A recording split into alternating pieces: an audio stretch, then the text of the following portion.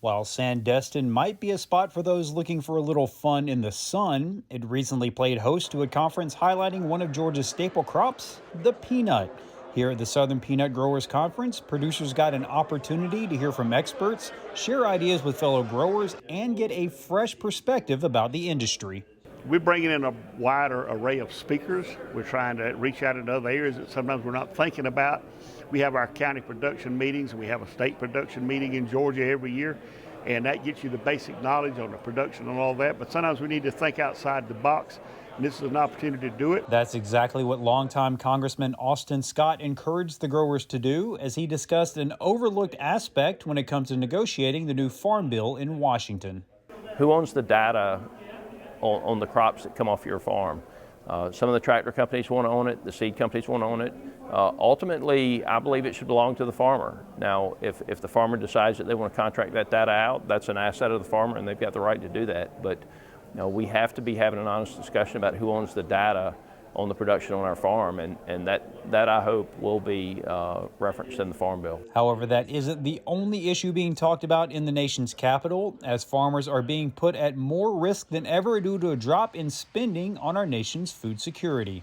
We only spend about 1/4% of our total federal spending on the risk management practices for our farmers, and so as a country, that's a very small amount. It puts a tremendous amount of risk on the backs of the family farm.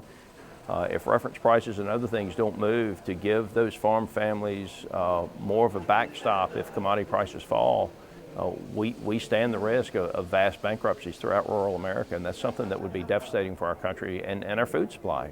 With that smaller safety net and the ever-increasing price of production, opening up new and untapped markets has become a priority for the University of Georgia and their peanut research team. One way that we can do that is by increasing oil content of the peanuts as a potential oil market for peanut growers to participate in. The overall goal is to develop a dedicated high oil peanut cultivar that will make a potential grower just as much money on the oil market as they would make on those same acres in the edible peanut market. With those acres potentially going towards the high oleic varieties, that could improve the grower's bottom line on two different fronts. We want to try to improve really two markets at the same time. So improve the prices they're getting on their edible peanuts, and then hopefully also get some additional revenue from their high oil peanuts.